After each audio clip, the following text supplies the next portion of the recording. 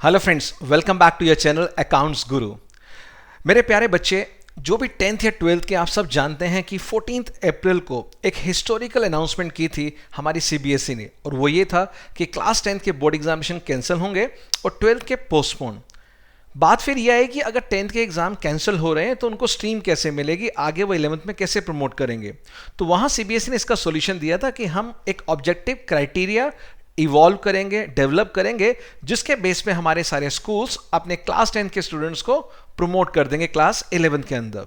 तो आज है 1 मई और सीबीएसई ने वो ऑब्जेक्टिव क्राइटेरिया आप सभी के लिए अपनी वेबसाइट पे अपलोड कर दिया है, और वो लगभग 17-18 पेजेस का पूरा डॉक्यूमेंट है। उसका पूरा स्टडी करने के बाद, बिकॉज काफ़ी टीचर्स, काफ़ी बच्चों के फ़ोन कॉल्स आ रहे हैं कि सर प्लीज़ आप समझा दीजिए क्या है इन 17-18 पेजेस में, क्योंकि ये सारे के सारे जो इंस्ट्रक्शंस दिए, इसके ऊपर सीबीएसई अभी वेबिनार लेगी स्कूल प्रिंसिपल्स के लिए, टीचर्स के लिए, जो भी इस प्रोसेस में इन्वॉल्व होंगे।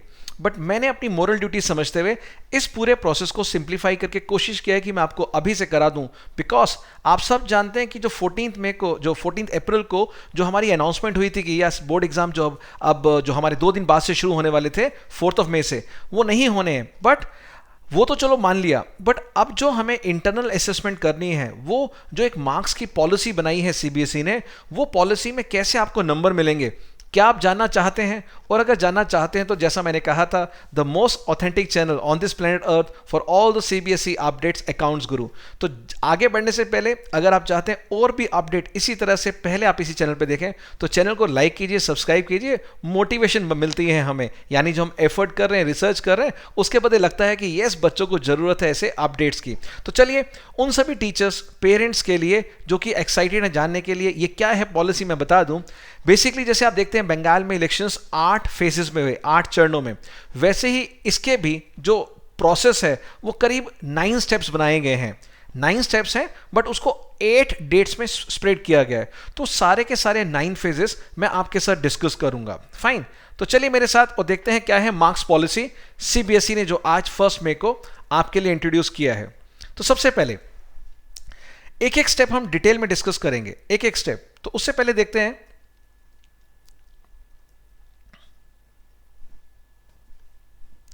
यस तो ये है हमारी marks policy based on class 10th internal assessment. क्या होने वाले हैं हमारे इंटरनल, जो होते क्या इंटरनल असेसमेंट, आप देखते हैं आपका 100 मार्क्स का पेपर होता है 10th क्लास के अंदर, 20 मार्क्स आपने अपने जो दिए हैं प्रैक्टिकल्स दिए हैं, और 80 मार्क्स जो बोर्ड में पेपर होना था उसको भी हम इंटरनल असेसमेंट के बेस पे देंगे। अब आपकी हार्ट बीट तेज हो जाएगी, आपके अलग अलग क्वेश्चंस माइंड में आएंगे कि सर प्री बोर्ड तो हमने दिया नहीं था, उस समय में भी तबीयत खराब थी या कोविड था। तो कोई बात नहीं, प्री बोर्ड से पहले आपने कुछ दिए होंगे, टर्मिनल एग्जाम दिए होंगे, हाफ ईयरली एग्जाम दिए होंगे, मिड टर्म वगैरह जो भी आपके स्कूल में होते हैं उसके बेस पे होगा। अब आप कहेंगे सर वो भी नहीं दिए तो क्या होगा? तो ये सभी क्वेश्चंस का जवाब मैं आपको इन 9 फेजेस यानी 9 चरणों में या 9 स्टेप्स में देने वाला हूं। सबसे पहला स्टेप जो होगा 5 मई को, यानी लगभग 3 दिन बाद, एक सीबीएसई ने, अभी आपको मैं डॉक्यूमेंट भी शेयर करूंगा वो क्या होगा उस डॉक्यूमेंट के थ्रू, हर स्कूल को अपने 5 सब्जेक्ट टीचर्स की कमेटी बनानी है, और 5 सब्जेक्ट टीचर्स के साथ साथ वो तो स्कूल के रहेंगे, आपको किसी और स्कूल के, सीबीएसई एफिलिएट स्कूल के 2 टीचर्स भी जो 10th पढ़ाते हैं उनको अपनी कमेटी में शामिल करना पड़ेगा, और ये 7 मेंबर्स की कमेटी बनेगी। इसका जो चेयरपर्सन होगा वो होगा स्कूल का प्रिंसिपल, यानी उनकी देख रेख के अंदर ये सारा प्रोसेस होने वाला है। और मैं आपको बता दूं सीबीएसई ने जो ये मेथड इवॉल्व किया है बहुत ही प्रेज वर्दी है, बिकॉज इससे ज्यादा साइंटिफिक प्रोसेस शायद नहीं हो सकता था। जैसे जैसे मैं आपको डिटेल बताऊंगा आपको लगने लगेगा कि हर स्टेप पे सीबीएसई ने बच्चों का बेनिफिट देखा है, पेरेंट्स की एंग्जाइटी को ध्यान में रखते हुए ये पूरा का पूरा मार्क्स पॉलिसी जो है आपके लिए इवॉल्व की है। तो पहला तो एक कमेटी बनेगी, ये जान लीजिए, और इसका एक रैशनल डॉक्यूमेंट बनेगा, वो भी मैं डॉक्यूमेंट आपके साथ शेयर करूंगा कि क्या क्या होगा उस डॉक्यूमेंट के अंदर। तो पहले तो 5 तारीख को, यानी टाइम बहुत कम है, आज हमारा है सैटरडे, कल है संडे, तो मुश्किल से आपको जानते हैं मंडे ट्यूसडे तक आपको ये सारी चीज़ें प्लानिंग करनी पड़ेगी, और आपके स्कूल के प्रिंसिपल, आपके जो सब्जेक्ट टीचर्स हैं 10th के, वो सभी के सभी में अभी हड़कंप मच जाएगा, और डेफिनेटली उनके अंदर टाइम कम है और ये कमेटी जल्दी बनानी पड़ेगी। और वो जो 2 टीचर्स आप सिलेक्ट करेंगे दूसरे स्कूल के, उसमें भी कुछ कंडीशन सीबीएसई ने लगाई है। वो कंडीशन क्या है कि वो टीचर्स वो नहीं होने चाहिए कि आपने उनके 2 टीचर बुला लिए और उसी स्कूल में अपने 2 टीचर भेज दिए, या फिर वो टीचर वो नहीं होने होने चाहिए, जो हमेशा से रूल आता है कि जिनके खुद के 10th के बच्चे बोर्ड के अंदर इसी स्कूल के अंदर पेपर दे रहे हैं। यानी कोई भी अनफेयर प्रैक्टिस को रोकने के लिए सीबीएसई ने ये कमेटी बनाने के लिए आपको इंस्ट्रक्शंस दिए हैं। तो पहली चीज़ तो हो गई, आपकी कमेटी जो बनाई जाएगी वो 5 स्कूल जो सब्जेक्ट टीचर्स है वो प्लस 2 दूसरे टीचर्स होंगे। उसके बाद अब ये कैसे हम एक जो यार्ड स्टिक होगा, एक बेंचमार्क होगा, वो कैसे बनेगा, वो भी 5 तारीख को ही, जिस दिन कमेटी बनेगी। यानी ये दोनों काम 5 मई को, यानी अब से, आज 1 है, 2, 3, 4, ठीक 3 दिन बाद 5 मई को ये कमेटी आपकी बन जाएगी। और इस कमेटी को अब सीबीएसई एक प्रीवियस ईयर बोर्ड का, जो भी आपके स्कूल के बोर्ड के मार्क्स हैं 10th क्लास के, जो प्रीवियस ईयर्स के, उसके बेस पे कहेंगे कि आपको इस साल के मार्क्स देने हैं। तो वो डेटा सीबीएसई आपको प्रोवाइड करेगा और वो आपके पास भी होगा। तो 5 तारीख रहेगी वेडनेसडे। ये सारा काम वेडनेसडे को होने वाला है। एक कमेटी बनेगी 7 पीपल की, और साथ में प्रीवियस ईयर जो बोर्ड के मार्क्स हैं वो सीबीएसई आपको लास्ट 3 साल के दे देगा बोर्ड एग्जामिनेशन। और उसके जो मार्क्स होंगे उसमें एक बहुत इंपॉर्टेंट फैक्टर होगा, 5 सब्जेक्ट जो हैं आपके, चाहे वो मैथ्स है, साइंस है, सोशल स्टडीज, हिंदी, इंग्लिश, या कोई भी आपके अदर देन 5 सब्जेक्ट्स भी होंगे। हर स्कूल का मैं आपको बता दूं, अगर किसी स्कूल में 200 बच्चे हैं और 200 बच्चों ने मैथ्स का पेपर दिया है, तो 200 बच्चों के मैथ्स का मार्क्स टोटल करते हैं, डिवाइड बाय 200 स्टूडेंट करके एक एवरेज आता है। आई होप आप मीन का मतलब समझते होंगे, जो स्टैटिस्टिक्स में होता है मीन। तो एक एवरेज निकाला जाता है हर सब्जेक्ट का। तो पिछले 3 सालों में देख लिया जाएगा भाई आपके स्कूल का मैथ्स का एवरेज कितना है। हो सकता है एक साल के अंदर 72 एवरेज है, अगले साल में 74 है, थर्ड ईयर में 68 रह गया। तो इन तीनों में से देखा जाएगा सबसे अच्छा एवरेज कौन सा है, उसको बेस पॉइंट लेके हम आपको मैथ्स में नंबर देंगे। समझिएगा बात को, ये बातें बहुत बहुत इंपॉर्टेंट हो रही है। और जो बच्चे 12th वाले बच्चे हैं, अगर वो भी इस वीडियो को देख रहे हैं तो सोच लीजिए कहीं ना कहीं ये आपको आइडिया लग गया कि अगर आपके बोर्ड के एग्जाम नहीं होते तो कुछ मिलता जुलता प्रोसीजर, शायद, ये मैं नहीं कह रहा कंफर्म, शायद ऐसा कुछ प्रोसीजर भी निकाला जा सकता है 12th के लिए भी। तो ये जो कमेटी बनेगी, ये प्रीवियस ईयर बोर्ड जो रिजल्ट है वो ऑफिशियल आपको सीबीएसई से मिल जाएगा। 5 सब्जेक्ट के आपको एवरेज मार्क्स मिल जाएंगे, और एक होता है स्कूल का एवरेज। स्कूल का एवरेज मतलब 5 सब्जेक्ट के marks divide by number of students who appeared in that particular year, वो भी एक एवरेज मार्क्स होता है। तो 2 एवरेज मार्क्स बहुत इंपॉर्टेंट है, एक है average marks of the particular subject, एक है average marks of the whole school.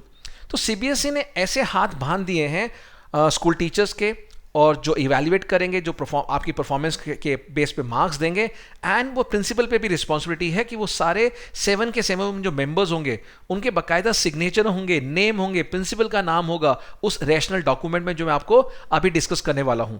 तो ये वीडियो बहुत बहुत इंपॉर्टेंट होने वाली है, और यकीन मानिए बहुत दिल से बना रहा हूं, बहुत ऑनेस्टी इंटीग्रिटी के साथ। अगर ये एफर्ट अच्छे लग रहे हैं तो लाइक जरूर करना इस वीडियो को, सब्सक्राइब करना चैनल को, और स्पेयर, जैसे कहते हैं ना, बिल्कुल जिन लोगों को जरूरत है उनके साथ शेयर करना। फाइन। तो ये है हमारी 2 स्टेप, दोनों के दोनों 5 तारीख को है, इसलिए टोटल 9 स्टेप्स हैं, बट डेट्स हैं सिर्फ 8 डेटों में ये काम होने वाला है।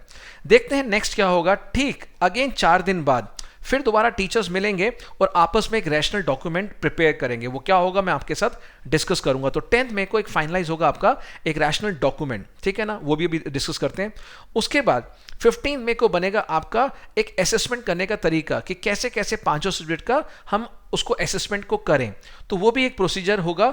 उस प्रोसीजर में मैंने बताया आपको जो एवरेज मार्क्स होगा, मान लीजिए एवरेज मार्क्स है 72 आपके मैथ्स में पूरे स्कूल के, तो उसमें सीबीएसई ने बोला है +2 -2 कर सकते हैं। यानी आप जितना मर्जी बच्चे को दे दीजिए, 90 दे दीजिए, आप 100 दे दीजिए, कुछ भी दे दीजिए मार्क्स, अगर आपके 200 बच्चे हैं, बट आपको 200 बच्चों का एवरेज 72 के -2 और +2 तक रखना है। आप गेम समझ रहे हैं क्या होने वाला है। यानी अगर पिछले 3 सालों में आपके मैथ्स का एवरेज 72 है, और इस साल आप सभी को 100 नहीं दे सकते, सभी को 90 नहीं दे सकते। क्यों? क्योंकि सभी को 100, 90, 80 दे दिए तो जो टोटल होगा मार्क्स डिवाइड बाय 200 वो एवरेज से ऊपर भाग जाएगा, और सीबीएसई के पोर्टल में वो मार्क्स अपलोड नहीं होंगे। तो बात को समझिए। इसलिए मार्क्स देते हुए डिजर्विंग कैंडिडेट्स को आपने उतने मार्क्स देने जो डिजर्व करता है, और उन 2 टीचर्स जो बाहर के आएंगे उनसे भी कंसल्ट करके, उनके भी एक्सपीरियंस को लेके आप ये कर सकते हैं। तो ये असेसमेंट कंडक्ट किया जाएगा 15 मई को, 15 मई को। फाइन। तो अभी तक आपने क्या देखा, और 15 मई को रहेगा हमारा थर्ड सैटरडे, ठीक है ना। तो 10th में को रहेगा हमारा मंडे और 15th को रहेगा हमारा सैटरडे, यानी थर्ड सैटरडे, वो भी हम काम करेंगे। बट ये मान के चलिए, फिंगर क्रॉस करके रख रही है कि ये जो 7 मेंबर्स की कमेटी बन जाए। मान लीजिए आपने कमेटी बना ली 5 मई को, बट 5 से लेके 15, भाई साहब 10 दिन है। गॉड फॉरबिड किसी टीचर की तबीयत खराब ना हो, मेरे मेंटर्स की, ठीक है ना, किसी के घर में कोई प्रॉब्लम ना हो, तो फिर ये क्वेश्चन आएगा कि 7 मेंबर्स की कमेटी क्या चेंज कर सकते हैं। वो इस अभी तक जो सीबीएसई ने दिया है उसमें नहीं मेंशन है, बट वो प्रोविजन होगा कि उसके बदले भी आप रिप्लेस कर सकते हैं, फाइन। या एंड तक प्रोसेस में वो टीचर शामिल होना चाहिए। मान लीजिए 30 डेज चल रहा है, 20 दिन चल रहा है, तो क्या उस 20 दिन में वो सारे सातों के सातों मेंबर्स फिट हैं? ये भी एक क्वेश्चन पूछने वाला है। चलिए, तो 15 मई को हो गया, असेसमेंट कर दिया, आपके मार्क्स लग गए हैं, ठीक है। 25 मई को होगा फाइनल रिजल्ट जब अपलोड करेंगे, और यहां पर दिक्कत आएगी कि आप मार्क्स अपलोड कर रहे हैं और वो अपलोड नहीं हो रहे। क्यों? क्योंकि आपने भर भर के मार्क्स दिए हैं, इतने मार्क्स दे दिए कि जितने आपके स्कूल के एवरेज में बना ही नहीं, तो पोर्टल लेगा नहीं। फिर दोबारा आप क्या करेंगे? बैठेंगे, 2 नंबर इसके कम कर दो, 4 इसके कर दो, अच्छा ये बच्चा बड़ा शरारती था, इसके कम करो, अरे इसने तो हमारा बड़ा जो होती है प्रोजेक्ट फाइल नहीं सबमिट कराई थी, इसके कम करो, अरे ये तो टीचर का बेटा है, बच्चा है, अरे ये तो उसका रेफरेंस है, इसके 2 मार्क बढ़ा दो। ये सब प्रैक्टिकल इश्यूज हैं, और उसके अंदर क्या है, फाइनल रिजल्ट दोबारा से मॉडिफाई होगा, जिसको मॉडरेशन बोलते हैं। तो 25 तारीख को आपका रिजल्ट बन के अपलोड हो जाएगा। उसके बाद 28 तारीख को क्या होगा? चेकिंग और मॉडरेशन। सीबीएसई भी चेक करेगा कि भाई साहब आपने कितनी ऑनेस्टी इंटीग्रिटी के साथ ये मार्क्स चढ़ाए हैं। प्रिंसिपल भी इन्वॉल्व है, सबका नाम है, सातों टीचर के नेम है, सिग्नेचर है। आप देखते हैं जब बोर्ड के पेपर चेक करते हैं, हम बीइंग अ पेपर चेकर, हमने कितने साल, 15 साल बोर्ड के पेपर चेक किए, हमें एक एग्जामिनर नंबर अलॉट किया जाता है। इवन जब हम बोर्ड के प्रैक्टिकल्स लेने आपके स्कूल में आते हैं, हमें एक एग्जामिनर नंबर दिया जाता है, वो नंबर हमारा अटैच होता है, यानी कल को कोई गड़बड़ होती है हमें पकड़ा जा सकता है। तो वो चीज़ होगा चेकिंग और मॉडरेशन के टाइम पे। और अगर ऐसा गड़बड़ी पाई गई तो आपका स्कूल को जो एफिलिएशन वापस ले लिया जाएगा, आपके स्कूल के ऊपर पेनल्टी दे दी जाएगी, और जो टीचर्स इन्वॉल्व है उसके अगेंस्ट स्ट्रिक्ट एक्शन लिया जाएगा। यानी ये सीबीएसई ने अगेन, ये लग तो रहा है बड़ा रोजी लग रहा है, बड़ा अच्छा लग रहा है, फैंसी लग रहा है, बट इसमें हाथ भी कहीं ना कहीं बांध दिए हैं। तो ये होगा हमारा 28 मई को चेकिंग और मॉडरेशन पूरा। 5 जून को होगा कि आपने अब सब कुछ मॉडरेशन कर लिया, सीबीएसई ने सजेशन दिया कि आपके ये मार्क्स सही नहीं है, आपने चेंज करके मॉडिफाई करके और अब बिल्कुल सही कर दिया, तब वो आप सबमिट कर लेंगे 5 जून को। और एक बार आपने सबमिट कर लिया, मेरे प्यारे बच्चों सुनो, और मेरे प्यारे कुलीग मेंटोर्स, एक बार आपने सबमिट कर दिया, कोई चेंज अलाउड नहीं है। कहीं कल को आपको ध्यान है, अरे यार ये हमारे इसका बच्चा था, अरे इसका ये था, अरे इसके तो फुल लग रहे थे हमने नहीं लगाए, कुछ भी ऐसा रहेगा तो उसके अंदर सीबीएसई आपकी बात नहीं मानेगा। तो अपलोड करने से पहले बहुत बार सोचना, बहुत बार सोचना, मतलब कहते हैं ना, ब्रेनस्टॉर्मिंग कर लेना। एक एक बच्चे के बारे में, अगर 200 बच्चे हैं, एक एक बच्चे के बारे में, 500 सब्जेक्ट्स के बारे में थ्रेड बेयर डिस्कशन कर लेना मेरे प्यारे मेंटर्स, मेरे प्यारे बच्चों, और फिर आप उसको कर सकते हैं, अपलोड कर सकते हैं। और एक बार अपलोड हो गया तो ठीक अगेन 5 दिन बाद सीबीएसई आपको 11 तारीख को क्या करेगी? रिजल्ट आपका अनाउंस कर देगी, हाँ या ना। तो यही चीज सीबीएसई ने कहा था कि आपका लगभग 14 जून से पहले पहले आपका रिजल्ट आ जाएगा, फाइन। तो ये जो डेट्स हैं ये 9 फेजेस में है, 9 स्टेप में, और ये मैंने आपको सारा समझा दिया। अब मेरा मन है कि मैं आपको ये बता दूं कि आपको, जैसा मैंने बताया 11 जून, तो 11 June will be the auspicious day, और वो रहेगा आपका फ्राइडे, ठीक है। 5 जून तो था वो है सैटरडे, फर्स्ट सैटरडे, और 28 मई जो था वो है फ्राइडे, एंड 25 मई क्या था हमारा? ट्यूसडे। तो ये सारे डेज नोट कर लीजिए। मंगलवार है तो प्रसाद चढ़ाना भगवान को, है ना, और 11 तारीख तो बल्ले बल्ले आप स्कूल के टॉपर घोषित किए जाएंगे। चलिए अब देखते हैं वो डॉक्यूमेंट जो सीबीएसई ने दिया है। तो ये तो मैंने आपके साथ डिस्कस कर लिया, मार्क पॉलिसी, और आप इसका स्क्रीनशॉट ले सकते हैं, ये बहुत काम आने वाला है आपको, फाइन। अब देखते हैं सीबीएसई ने क्या क्या डॉक्यूमेंट दिए, वो डॉक्यूमेंट मैं आपके साथ शेयर कर लूं। ये मेरे जो कुलीग्स हैं, मेंटर्स हैं, उनको भी बहुत काम आएगा, वो भी ये नोट कर सकते हैं, स्क्रीनशॉट ले सकते हैं। पहला ये है एनेक्सर 2, जो 17 पेजेस का डॉक्यूमेंट आया है। लास्ट पेज 2 बार लगा, इसलिए वो 18 पेजेस आप काउंट करने में होगा, बट ऑफिशियली 17 पेजेस हैं। तो उसमें एनेक्सर 2 में लिखा हुआ है कि जब आप आरडी बनाएंगे, what is RD? Rational document बनाएंगे, तो उसमें आपका स्कूल का नाम आएगा सबसे पहले, फिर एड्रेस आएगा, कोड आएगा, जैसे 4 डिजिट कोड है, 5 जो भी कोड होता है आपका सीबीएसई के स्कूल का, वो आएगा, और एफिलिएशन नंबर आ जाएगा, फाइन। अब आपको बी, ये तो ए हो गया। बी में आपने ये बताना है कि आपने पूरे साल कौन कौन से एग्जाम लिए, यानी आपने प्री बोर्ड लिए हैं, प्री बोर्ड 1 है, 2 है, 3 है, यूनिट टेस्ट आपने कितने लिए थे, मिड टर्म कितने लिए आपने, वो सब कुछ मेंशन करना पड़ेगा, और हर एक की वेटेज है। पहला जो यूनिट टेस्ट जो छोटे होते हैं, मे बी 30 मार्क्स के, 40 मार्क के, 20 मार्क के, उसकी वेटेज है 10%। यानी अगर आप देखेंगे जो 80 मार्क्स का पेपर है, उसमें से 10 मार्क्स की वेटेज है आपके छोटे छोटे टेस्ट। उसके बाद जो मिड टर्म हुए, जो आपके नेचुरली आप देखते हैं 6 चैप्टर 10 चैप्टर क्लब करके लेते हैं हम, 40 मार्क्स का 60 मार्क का जो भी होता है 50 मार्क का, उसके हैं 30 मार्क और प्री बोर्ड के हैं 40 मार्क। तो यहाँ पर आपको बताना पड़ेगा कि आपने कौन कौन से टेस्ट लिए हैं, और अगर आपने एक से ज़्यादा प्री बोर्ड लिए हैं, 2 लिए हैं 3 लिए, तो उनका एवरेज ले लेना है, ठीक है ना। हो सकता है कि ये तीनों टेस्ट नहीं लिए, आपने सिर्फ 2 ही एग्जाम कंडक्ट किए, 2 का एवरेज लेना। हो सकता है आपने एक ही टेस्ट लिया हो पूरे साल में, 1 ले लेना। आपने बिल्कुल भी नहीं लिया तो आप 9th क्लास को बेस मान सकते हैं कि 9th में कैसा परफॉर्मेंस रहा, 9th में कैसे एग्जाम हुए, या फिर जो भी आप क्राइटेरिया ले रहे हैं वो आपको मेंशन करना पड़ेगा, वो नीचे मैं आपको अभी बताने वाला हूं। फाइन, चलिए अब देखते हैं C part. In case more than 1 test conducted, मैं बता चुका हूं, तो आपने क्या लेना है, एवरेज मार्क्स लेने हैं, वो मैंने क्लियर कर दिया। अगर मान लीजिए कोई एग्जाम लिया ही नहीं, इन case school has not conducted all the 3 category of exam, तो जो भी लिए भाई उसका एवरेज लेके कर लेना, बट आपको मेंशन करना पड़ेगा आपने किस बेस पे ये एवरेज निकाला है। फाइन, देन जो पॉइंट नंबर ई है, in case student has not taken all the exams on which assessment is based, जो मान लीजिए 3 एग्जाम लिए थे, एक बच्चा बीमार था, कोविड से स्ट्रगल कर रहा था, या घर में कोई प्रॉब्लम थी, या किसी मैरिज फंक्शन में था, उस टाइम बहुत अच्छा चल रहा था, मैरिज में गए हुए थे, नहीं दे पाए, आप भी कैजुअल हो गए, यार कौन सा मैटर करता है प्री बोर्ड। तो अगर वो उसके आप क्या क्राइटेरिया लगा रहे हैं, फिर उसके बदले में क्या चीज़ आप फॉलो कर रहे हैं, वो आपको बताना पड़ेगा सीबीएसई को कि हमने इस बच्चे के लिए ऐसा किया है। फाइन, और ये जो प्री बोर्ड के पेपर हैं, हो सकता है जो आपको ऑफलाइन या ऑनलाइन लिया होगा, उसका भी कुछ ना कुछ प्रूफ तो होगा ही, ठीक है ना। अगर ऑफलाइन लिया है तो आंसर शीट तो आपके हाथ में हो गई। अब सीबीएसई ने बोला ये ना हो कि आपके मार्क्स लगे और आप बोले नहीं मैं तो खुश नहीं हूँ, इसमें 2 नंबर का क्वेश्चन चेक नहीं हुआ था, 4 का नहीं हुआ था, उस टाइम मैं कैजुअल हो गया था, टीचर के पास जाके बोलो मैम इसमें 4 नंबर बढ़ा दो, ऐसा कोई सीन नहीं है। पेपर आपको मिल चुके हैं, वो अब कुछ चेंज नहीं होगा। पॉइंट नंबर एफ है, in case school assessment does not meet the distribution of marks and average provided by the board for a subject, this may be indicated and procedure follow to align the marks may be indicated. ऐसा हो सकता है कि आप जो CBSE ने बोला कि आपके मैथ्स का एवरेज है 72 और आपने इतने भर के मार्क्स दे दिए, आपका एवरेज आ रहा है 88, तो भाई ये तो एक्सेप्टेबल नहीं है, आपको फिर चेंज करना पड़ेगा, और हो सकता क्राइटेरिया भी देना पड़ेगा कि क्या रीजन है कि आप ज़्यादा देना चाह रहे हो। अगर सीबीएसई सेटिस्फाई होता है ठीक है, अदरवाइज वो पोर्टल आपका के अंदर आपका अपलोड नहीं होगा और आपने मॉडिफाई करना पड़ेगा जैसा सीबीएसई कहेगी। Proceedings of final meeting of the result committee, जो भी रिजल्ट कमेटी होगी उसकी जो भी प्रोसीडिंग्स है फाइनल मीटिंग की, वो सब आपको बताना पड़ेगा कि ये हमने फाइनल मीटिंग ने ये डिसाइड किया है इस बच्चे के बारे में। फाइन, और कोई स्पेशल कोई केस आता है, कोई स्पेशल बच्चा होता है, स्पेशली चैलेंज बच्चे होते हैं, उनके लिए भी है। और यहाँ पे लिखना पड़ेगा this is certify that the result committee has followed the board guidelines in letter and spirit. In letter and spirit मतलब जैसा जैसा आपने ब्लैक एंड व्हाइट में लिखा था, एक एक शब्द माना गया और अच्छी स्पिरिट के साथ किया गया। And the student assessment is carried on in objective unbiased fair and transparent manner. वो आप भी जानते हैं, हम भी जानते हैं, इन शब्दों का मतलब क्या है कि सारी सावधानी रखी गई है, फिर भी 19-21 थोड़ा चलता है।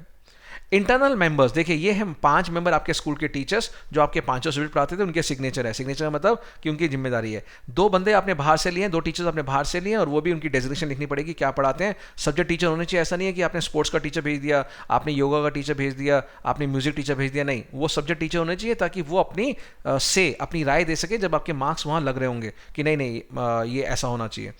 तो और थोड़ा बहुत चेक भी करने के लिए, इसका पर्पस ये है कि आप अपनी मनमानी ना करें, जैसे हम एक्सटर्नल एग्जामिनर बन के जाते हैं प्रैक्टिकल लेने के लिए, इस तरह से वो चीज़ है यहाँ पे। अब इंटरनल मॉडरेशन ऑफ मार्क, अब एक इन्होंने एग्जाम्पल लिया है, बड़े एग्जाम्पल ध्यान से सुनो, इन्होंने एक मन से एग्जाम्पल, और ये टीचर्स को एनेक्स्चर 3 बहुत हेल्प करेगा, तो मेरे टीचर्स कुलीग बड़े ध्यान से देखिएगा। The board will provide the board distribution marks across students for a particular subject. बात समझिए, ये सीबीएसई आपको प्रोवाइड करेगा एक पर्टिकुलर सब्जेक्ट का एक मार्क्स का फॉर्मेट, ठीक है ना। This distribution of mark is based on the performance of school in this subject in class 10 board exam in reference year. Please मेरे मेंटर्स एक लाइन याद कर लीजिए, रेफरेंस ईयर, ये बहुत इंपॉर्टेंट है कि आपने पिछले 3 साल का आपको डेटा दिया गया है, उस 3 साल में से आपका हो सकता है पहले साल में अच्छा एवरेज था, हो सकता है सेकंड ईयर में पेपर अच्छे आए थे, इजी आए थे तो अच्छा हो गया, या थर्ड ईयर में बहुत ही इजी पेपर आए, तो जो भी तीनों में से आप एक ईयर सिलेक्ट करेंगे वो आपका रेफरेंस ईयर बन जाएगा, ये ध्यान से सुनिएगा। और फिर मान लीजिए मैथ्स का एग्जांपल लेते हैं कि मैथ्स के अंदर अब आप 80 मार्क का पेपर होता है, 80 मार्क में आप क्या है ये टेबल आपको याद करना पड़ेगा, मतलब बनाना पड़ेगा फोटोकॉपी करके कि कितने बच्चों के 26 से कम आए थे, जितने भी आपके स्कूल के परसेंट जो बच्चे होते हैं उसमें से कितने परसेंट बच्चों के उस रेफरेंस ईयर में 26 से कम आए थे, वो 1%, 2%, 3% होता है। तो जब आप एक्चुअल रिजल्ट देंगे तो इससे मैच करना चाहिए। मालूम चले यहाँ तो 5% है 26 से कम, और वहाँ आपने बोला 0%, तो सीबीएसई एक्सेप्ट नहीं करेगा कि भैया अचानक आपने इतना अच्छा कैसे पढ़ाना स्टार्ट कर दिया, या अचानक इतने बच्चे इतने इंटेलिजेंट कैसे हो गए। तो आपको नज़दीक रखना पड़ेगा। 26 से लेकर 40 अगर आपके 14% स्टूडेंट आते हैं, 40 से 50 आपके 25% स्टूडेंट्स के आते हैं, 50 से 60 10%, 60 to 70 20%, और 70 to 80 30%। तो ये जो 20 और 30 आप देख रहे हैं, 50% बच्चे आपके 60 से 80 के बीच में लाते हैं। तो इसके आसपास रखना पड़ेगा, कहीं ये ना हो कि ये सारे तो आगे वाले खाली रह जाएं और सिर्फ 60 से 80 भर भर के सभी बच्चों के आ जाएं। तो अब आपको बेस है, यानी आप पे एक चेक रखा गया है कि आप जब भी मार्क्स दें तो इसको भी ध्यान में लें। फिर मान लीजिए एवरेज जो मार्क्स है वो 62 आपके स्कूल का, मैं फिर दोबारा बता रहा हूं, मान लीजिए आपका जो एवरेज है वो 62 है, जिस रेफरेंस ईयर की बात करें, जो ईयर आपने सेलेक्ट किया है, और जो पांचों सब्जेक्ट का एवरेज है वो है 66। तो सीबीएसई ने बोला कि ये जो 66 है आपके पांचों सब्जेक्ट का एवरेज, इस साल, मैं दो बार बोलूंगा, इस साल ये 66 से ऊपर नहीं जाना चाहिए। This will not cross the 66 limit. Please ध्यान से सुन लीजिए, अगर ज्यादा हुआ तो आपको परेशानी आएगी। और जो सब्जेक्ट है 62, उसमें थोड़ा सा उन्होंने एक लिबरल हो गए, रिलैक्सेशन दे दिया है कि 62 में -2 और +2 यानी 60 से 64 एवरेज आ सकता है। तो बहुत बड़ी बात है। एवरेज आने का मतलब है कि आपके हाथ में है कि आप बच्चों को थोड़े नंबर एक्स्ट्रा दे सकते हैं, जो कम इंटेलिजेंट है या जो बहुत ही अच्छे बच्चे थे उनको आप 98, 99, 100% दे सकते हैं, यानी 80 में से 80 भी दे सकते हैं, 78 दे सकते हैं। ये है। तो ये तो एक उन्होंने एग्जाम्पल लिया है, फिर उन्होंने एक प्रैक्टिकल लेके समझाया। ये कहा है कि मान लीजिए आपके स्कूल में 200 बच्चे हैं और 200 बच्चों का अगर 1% है तो आपके 2 बच्चे आने चाहिए। तो आपको 2 बच्चे ढूंढने पड़ेंगे। जैसे कहते हैं ना, पुलिस वालों को कोई नहीं मिलता तो पकड़ पकड़ के किसी को भी बना देते हैं, कह दी कि हाँ भाई इसी ने ये फ्रॉड किया है। ऐसे आपको 2% के आसपास ढूंढने पड़ेंगे कौन से बच्चे थे। फिर 14% बच्चे, यानी 28 बच्चे आपके 26 से 40 मार्क के बीच में होने चाहिए। 50 बच्चे होने चाहिए 40 से 50। ये 200 बच्चों का एवरेज है। जरूरी नहीं कि आपके 40 बच्चे होंगे या 30 भी उसने स्कूल में, तो प्रोपोर्शनेटली आप उसी हिसाब से ये देख लीजिएगा। फाइन। और उसके बाद 50 से 60 आपके 10% थे, यानी 20 बच्चे। 60 टू 70 मार्क आपके 40 बच्चे, और 60 बच्चे 200 में से 70 से 80 के बीच में हर स्कूल में होते हैं, ऐसी बात नहीं है, बिकॉज मैथ्स बहुत फेवरेट सब्जेक्ट है। अब देखिए एवरेज मार्क्स कितना होगा, 62 +-2 मार्क्स। मैं बता चुका हूं +-2 का मतलब क्या हुआ, 60 से लेके 64 तक एवरेज स्कूल का आ सकता है। बट ओवरऑल एवरेज आपका पांचों सब्जेक्ट का 66 से कम होगा या इक्वल टू होगा, ज्यादा नहीं हो सकता, बराबर हो सकता है, उससे कम हो सकता है।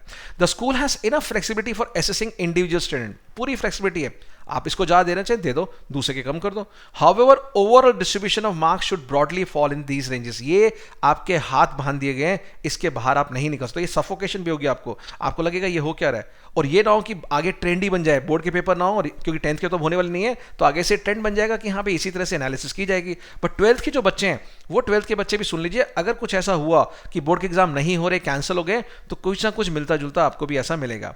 तो यहां पर प्लस एंड 2 और ये आप पढ़ लिए, variation of 2 marks from subject is allowed. ये सारा मैंने आपके लिए पढ़ के कर दिया, यानी अब आपको पढ़ने की जरूरत नहीं है, मैंने खुद बता दिया। नाउ एनेक्सर 4 में आपके साथ डिस्कस कर चुका हूं, जो डेट्स थी हमारे, जो सारी डेट्स थी मैंने आपको बता दिया, 9 चरणों में ये है। और ये पेज दोबारा से गलती से दोबारा से पेस्ट हो गया सीबीएसई से, तो 2 बार है, आप घबराइए मत कि 2 बार क्यों गिवन है। चलिए अब आप मेरे साथ चलिए जर्नी में सबसे पहले डॉक्यूमेंट में, सबसे डॉक्यूमेंट का फर्स्ट पेज दिखाता हूं आपको मैं कि क्या लिखा गया है। लेट्स सी कि हमारे संयम भादुर जी ने जो आज इशू किया है ये नोटिफिकेशन 1 मई को, उसमें स्टार्टिंग से क्या लिखा गया था वो समझते हैं। देखिए, तो सबसे पहले तो ये लिखा गया है कि पॉलिसी है फॉर टैबुलेशन ऑफ मार्क्स, यानी मैंने लेटर आपको बाद में पढ़वाया, पहले मैंने सारा प्रोसेस बता दिया। अब आपको लेटर पढ़ने में मजा आएगा, फीलिंग आएगी, अच्छी फीलिंग आएगी। क्यों? उन्होंने बोला जो 14 अप्रैल को न्यूज आई थी कि 10th के एग्जाम कैंसिल और जो पोस्टपोन किए हैं वो 4 मई और 7 जून तक की कहानी थी, वो तो अब हो नहीं रहे, ठीक है। तो रिजल्ट जो 10th का हमने कहा था कि ऑब्जेक्टिव बेस पे करेंगे, और कोई भी अगर सेटिस्फाई नहीं होता तो बाद में वो एग्जाम दे ले, ये क्या हमने कहा था आपको।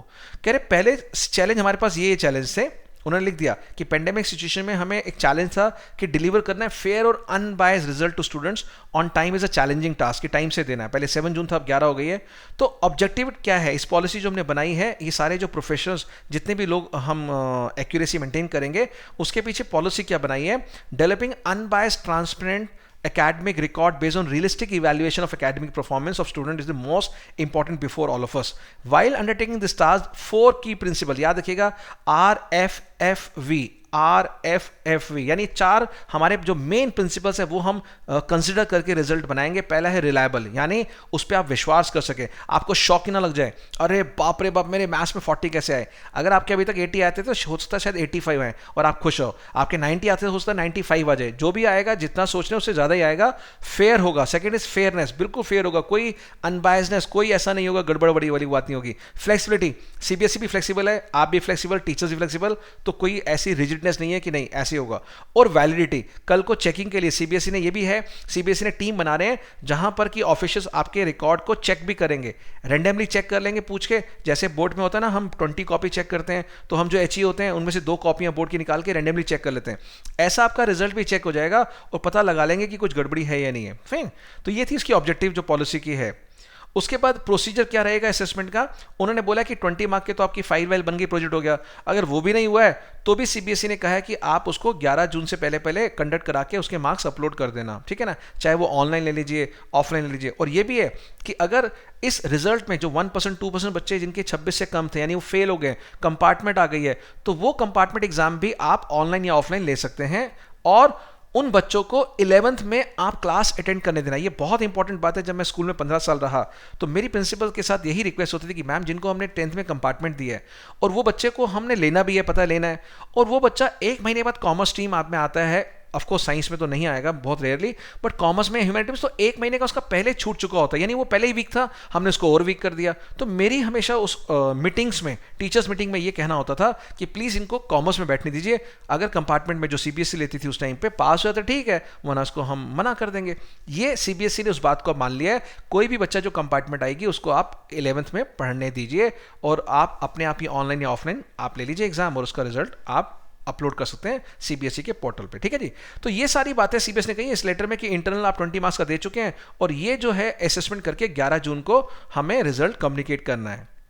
अब due to cancellation of board exam जो 80 मार्क्स का है वो अब क्या होगा, डिफरेंट टेस्ट जो आपने लिए थे वो मैं बता दिया, आपने टर्मिनल, प्री बोर्ड वगैरह, एक रिजल्ट कमेटी बनाई जाएगी, वो मैं आपको सब कुछ बता चुका हूं नेक्स्ट 1 में। और हाँ, बात ये जो बाहर से टीचर आप बुलाएंगे उनको आप 2500 रुपीज पर पर्सन देंगे, फिक्स मतलब उस दिन के लिए आने के लिए, पर डे नहीं है, एक फिक्स अमाउंट है। जिस दिन आपने उनको बुलाया है आपने 2500 रुपए देने। और जो 5 मेंबर की कमेटी जो आपके खुद स्कूल के टीचर्स होंगे वो होंगे 1500 रुपए पर आपको मिलेगा पर मेंबर। ये ऑनरेरियम है, आपके रिगार्ड है, ये फिक्स्ड है, कोई पर डे नहीं है, कोई कुछ नहीं है, फिक्स्ड है। और CBSE will make an online module for entering claims of honorarium, और ये सब पेमेंट आपके अकाउंट में ऑनलाइन आ जाएगी, आपको कहीं जाने की जरूरत नहीं है, ठीक है, जो मेंबर्स हैं। अब एविडेंस एंड असेसमेंट, अब सबूत के तौर पे मैंने कहा था ना कि आपको एक बिल्कुल फेयरनेस रखनी है, रिलायबल होना चाहिए, फ्लेक्सिबल होना चाहिए। क्या कि ये जो एविडेंस है ये सारे जो हैं जो भी स्टूडेंट वाइज आपने कंडक्ट किए थे उसको एक डॉक्यूमेंट में फाइल करके रखना है और ये आपके सीबीएस और आपके प्रिंसिपल्स के पास होगा, सिक्योरिटी के अंदर होगा, कहीं ये ना हो कि इधर उधर हो जाए, खराब हो जाए, चोरी हो जाए वो रिजल्ट। तो as per the information collected from the schools through regional office CBSE, schools have conducted various exams, हमें पता है, और उन्होंने बोला ये एग्जाम आपको 10 मार्क की वेटेज देनी है इसको, ये मैं करा चुका हूँ, बता चुका हूँ आपको, 30 मार्क हाफ ईयरली और pre board examination 40 marks. In case schools have conducted more than 1 test तो उसका वो हम एवरेज ले लेंगे, वेटेड एवरेज ले लेंगे। और कई एग्जाम हुए ही नहीं है या हालात नहीं थे, सिचुएशन नहीं थे, तो वहां पर अगर नहीं हो पाया है तो फिर बताना पड़ेगा आप किस तरह से कर रहे हैं। तो there are some schools where 1 or more of the above 3 categories have not been conducted. Further, there may be differences in the terms of mode of conduct. कुछ स्कूल ने ऑफलाइन लिया, कुछ ने ऑनलाइन लिया है, तो ऑफलाइन पूरे sincerity के साथ हुए और जो ऑनलाइन हुए वो 2 मोबाइल फोन रख के आपने दिए, आपको पता कैसे दिए हैं। So also it is possible that some of the student may not have appeared in any, और किसी एग्जाम में दिया ही नहीं, कोई गाँव चले गया था और स्कूल यहाँ पे है तो वो गाँव से कहाँ देगा, इंटरनेट नहीं था, उसने पूरे एग्जाम भी नहीं दिए। तो ये सब बातें आपको कंसिडर करके बतानी पड़ेगी सीबीएसई को। In all the above cases result committee जो बनेगी will have to address these challenges based on the analysis, ये सारे बताने पड़ेंगे रिजल्ट कमेटी को, आरसी को, and study of the situation prevailing in the school and thereafter draw up a criteria for assessment of 80 marks. The aim should be to cover as broad a range of assessment objective as possible. बिल्कुल objective assessment होगा, यानी इसके पीछे thought process क्या है कि जो बच्चा डिजर्विंग है उसको उतने नंबर मिलने चाहिए। और जो रैशनल डॉक्यूमेंट बनेगा वो रैशनल डॉक्यूमेंट एनेक्सर 2 में आपको दिखा चुका हूं, ठीक है जी। Where all the 3 categories have not been conducted by the school and in case where students have not appeared, the committee should clearly record all its decision in writing. उनको document में लिखना पड़ेगा कि इस बच्चे ने तीनों एग्जाम नहीं दिए फिर भी हमने किस बेस पे इसको कर रहे हैं। Assessment standardization, as marks will be allocated at a school level, they will be strictly not be comparable across schools, क्योंकि एक स्कूल के पेपर दूसरे स्कूल का पेपर डिफिकल्टी लेवल बहुत अलग होता है। तो इसलिए स्टैंडर्डाइजेशन इंश्योर करने के लिए आपके मन में आ सकता है हमारी टीचर तो बहुत मुश्किल बनाती है, उनकी टीचर तो बहुत ईजी बनाती है, तो कैसे कैसे आपको स्टैंडर्डाइज करना पड़ेगा। Each school will have to internally moderate the marks to account for the school level. ये थोड़ा सा फ्लेक्सिबल हो गया सीबीएसई यहाँ पे कि आप थोड़े से मार्क्स मॉडरेट कर सकते हैं। The historical performance of the school in terms of best overall performance in past 3 years, ये बहुत बहुत इंपॉर्टेंट बात है कि आपकी जो पिछले 3 सालों में जो बोर्ड का रिजल्ट आपके स्कूल ने प्रोड्यूस किया है वो एक बेस होगा, वो सबूत होगा, वो गीता की तरह होगा जिस पे आप हाथ रख के कसम खाते हैं कि आप झूठ नहीं बोलेंगे, तो वो बेस है, फैक्ट है।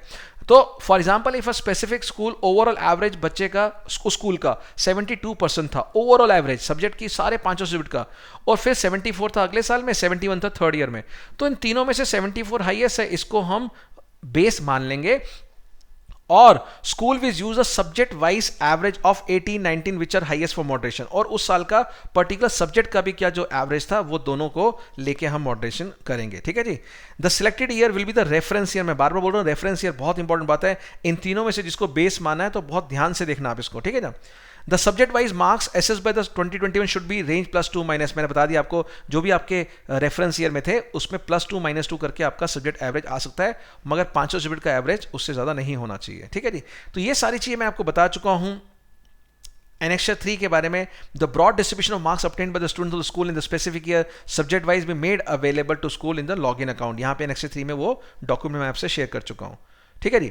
एक बहुत इंपॉर्टेंट बात है कि due to skewness of result the result committee find itself unable to fit the marks in distribution given, जो हमने डिस्ट्रीब्यूशन बनाया था कि इतने में 1%, इतने में ये अगर वो उसको नहीं बैठा पा रही और बहुत तकलीफ हो रही है तो वो 9th की परफॉर्मेंस के बेस पे भी कर सकती है, ऐसा सीबीएसई ने अलाउ किया है। तो बहुत सीबीएसई ने मेहनत के साथ ये निकाला है। आई होप सब बच्चे इसमें खुश होंगे।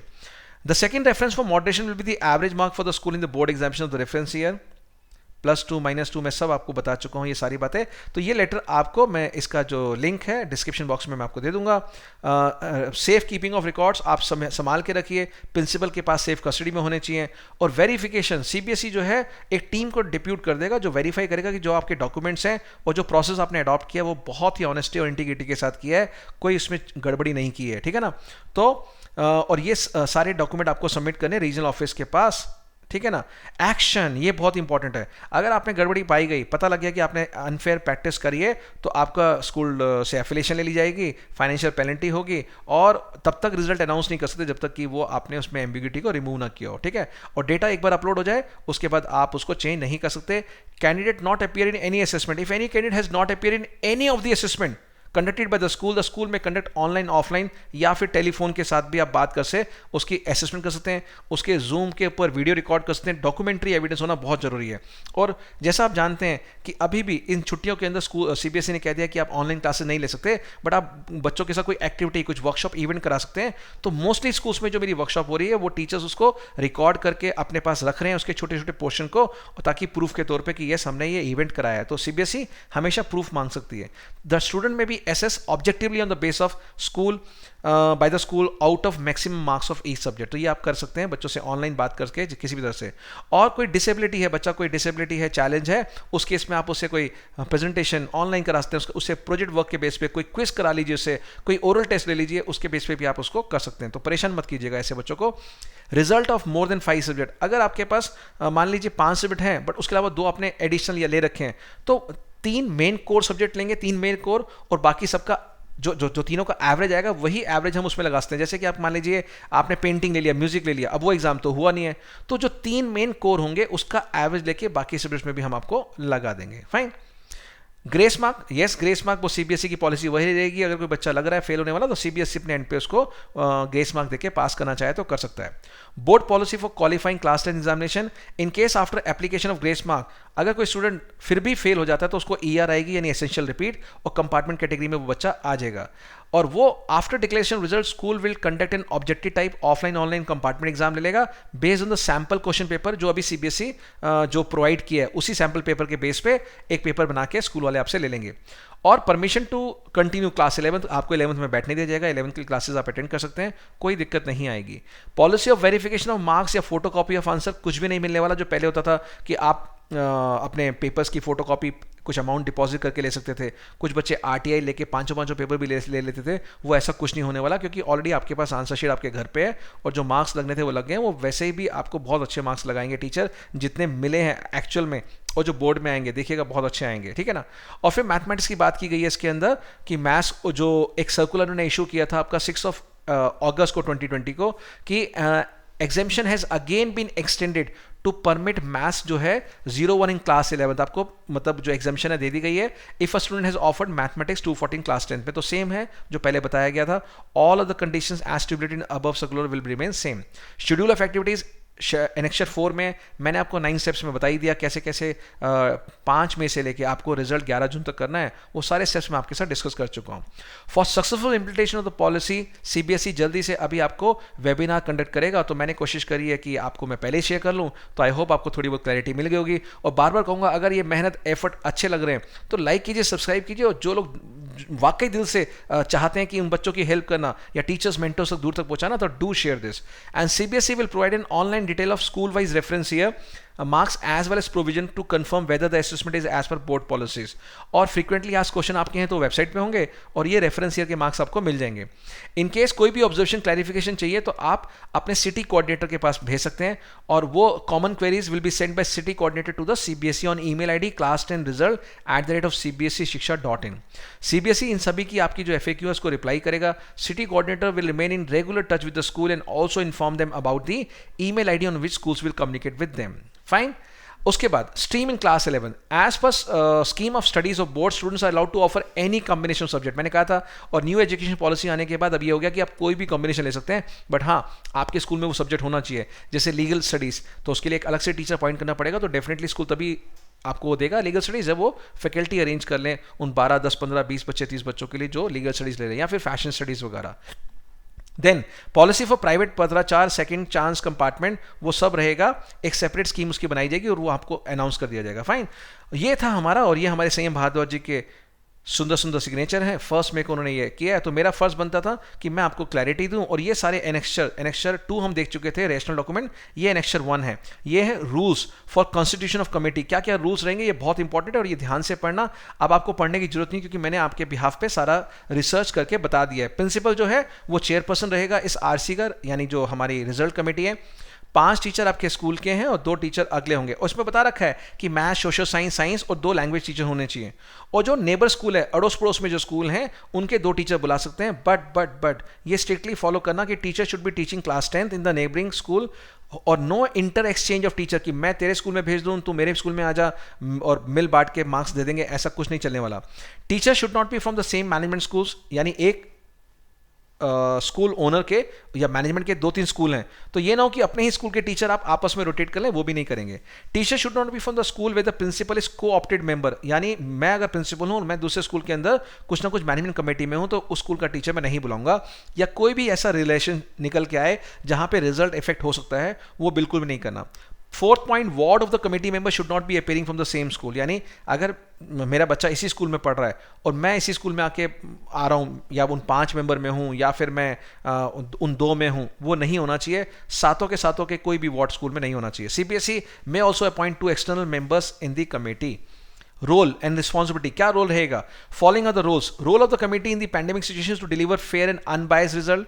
Committee can justify its role and responsibilities only when the members are well acquainted with the policy. और इस वीडियो के बाद मेरे हर प्यारे मेंटर्स को चिंता की बात नहीं है, सब कुछ बहुत क्लियरली समझ आ गया। और अच्छा लगा तो कमेंट बॉक्स में जरूर लिखना नीचे कि क्या ये एफर्ट आपको अच्छा लगे, क्लैरिटी आई नहीं आई, और कुछ और भी क्वेश्चन होंगे तो आप बताना, मैं एक और वीडियो में आपको क्लियर कर दूंगा। Therefore all committee members should familiarise themselves with the details of the policy. They should also have discussion among themselves to arrive at a common understanding. 3rd point, a committee may discuss with another committee, यानी किसी अगर मेरी यहाँ 7 लोगों की committee है और दूसरे स्कूल की 7 की कमेटी है, आपस में अगर है तो पूछ सकते हैं। 2 प्रिंसिपल हैं 2 डिफरेंट स्कूल्स की, वो राय ले सकते हैं। Once a committee is well acquainted with the policy, they will take the stock of the ground realities in the school and frame a rational for assessment, यानी एक हकीकत, जमीनी हकीकत के बेस पे आप करना। ये नहीं है कि ब्लाइंडली फॉलो करो जो इंस्ट्रक्शंस आ गई है, अपने स्कूल की जमीनी हकीकत के हिसाब से लेगा, ठीक है ना। Therefore they may finalize the plan for completion of the task. Committee can make its own schedule based on the schedule provided by the CBSE. अपना एक अलग से शेड्यूल बना सकते हैं। ये डेट तो हमने दी है आपको, बट अगर आपको लगता है ये डेट सूट नहीं करी तो अपना आप शेड्यूल बना सकते हैं, बट आपको रिजल्ट टाइम पे अनाउंस करना है और अपलोड करना है। और लास्ट डेट की वेट मत कीजिएगा। सीबीएसई ने कहा अगर आपके स्कूल में बच्चे कम है तो आप ये काम पहले ही जल्दी निपटा लो, ताकि टाइम का पता नहीं है, आप देख रहे हैं कितनी प्रॉब्लम है। In case required opinion of other subject teacher में ऑल्सो भी ऑब्टेन, तो आप ले सकते हैं। Every day proceeding should be recorded in rational document by the committee. जो आप काम कर रहे हैं 5 तारीख का 5 तारीख में, 10 तारीख का 10 तारीख में आपको रिकॉर्ड करना है, और ये सारी कॉन्फिडेंशियल होनी चाहिए प्रोसीडिंग, किसी को बतानी नहीं है, घर के में अड़ोस पड़ोस में बताना नहीं कि हम ये काम कर रहे हैं। Chairperson of the committee will provide entire necessary infrastructure, पूरा इंटरनेट प्रोवाइड करना है, सब चीज़। अगर आप स्कूल जाके कर रहे हैं, घर पे तो घर पे भी, तो जैसे हालात होंगे उसके हिसाब से ये होगा। External committee members will also be acting as a public representative to ensure that fair result is being prepared. In nutshell, sole responsibility of the committee to prepare fair and unbiased result to the student. Therefore, committee is fully competent to take any justified decision in writing, looking into the ground realities. So I hope ये सारा का सारा मैंने आपसे discuss कर लिया, और इसके बाद जो रेशनल डॉक्यूमेंट है वो मैं आपके साथ बिल्कुल डिस्कस कर चुका हूं। तो मेरे प्यारे मेंटर्स, मेरे प्यारे बच्चों, आपको क्लैरिटी मिल गई, और yes now I can do it, यानी अब मुझे पता है मुझे क्या करना है, मुझे कैसे मार्क्स मिलने हैं, क्लैरिटी आपको मिल चुकी है। और मैं हमेशा कहता हूं जो कंफ्यूजन होता है, जो कॉम्प्लेक्सिटी होती है, it is the enemy of execution.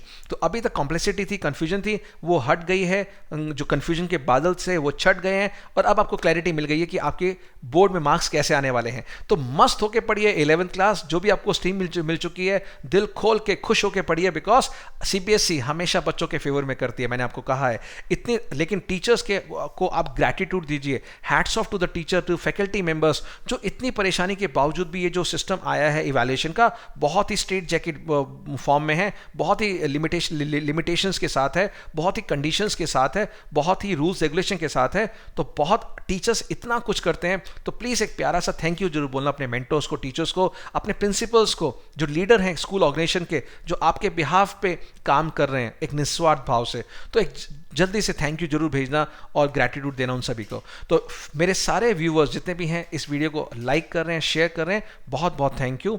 और मैं चाहूँगा कि आप कमेंट बॉक्स में बताएं कैसा लगा ये एफर्ट, और अगले और किस टॉपिक पे आप चाहते हैं वीडियो हम लेके आएंगे। सेशन हमारा स्टार्ट हो चुका है, और जो भी 11th के कॉमर्स के बच्चे हैं, हमारे जो न्यू बच्चे न्यू स्ट्रीम में आए हैं, उनके लिए भी हम वेलकम करते हैं कि आपने बहुत अच्छा डिसीजन लिया कॉमर्स लेके, एंड रिस्पेक्टिव अदर फील्ड्स वाले बच्चे, और कॉमर्स आप एंजॉय करने वाले हैं। और ये जो अकाउंट्स गुरु चैनल है, यहाँ पर मोस्ट ऑथेंटिक इन्फॉर्मेशन हम लेके आते रहते हैं आप लोगों के लिए, और बहुत सारे टीचर्स, बहुत सारे यूट्यूबर्स इतनी मेहनत कर रहे हैं। तो सभी के लिए साधुवाद, सभी को ढेर सारी शुभकामनाएं एक नए सेशन के लिए। ये सेशन बहुत ही अच्छा रहे सभी के लिए, अपने हेल्थ वाइज, अपना घर में फाइनेंशियल वाइज, अपना मोटिवेशन वाइज, मेंटल वाइज, सब के लिए बहुत अच्छा रहे, ऐसी मैं कामना करता हूँ। और मेरे प्यारे बच्चों, बहुत ध्यान रखिएगा, ये आने वाला मई का मंथ बहुत बहुत क्रूशियल है। अपने पेरेंट्स, ग्रैंड पेरेंट्स का ध्यान रखिएगा, किसी भी अनवांटेड गेस्ट को बाहर से ना इन्वाइट कीजिए, ना ही आप जाइए। खाना बाहर से मत मंगाइए, घर का खाना खाइए, और घर में भी आप मास्क पहनना शुरू कर दीजिए। Even we are following this routine. So बहुत अच्छे से ख्याल रखिएगा, और मिलते हैं बहुत ही अच्छे एक यूजफुल वीडियो के साथ। तब तक के लिए bye bye, take care, Shaba खैर। और जाते थे चैनल को लाइक सब्सक्राइब तो करना बनता है इस एफर्ट के लिए। See you soon with the next useful video. Bye bye.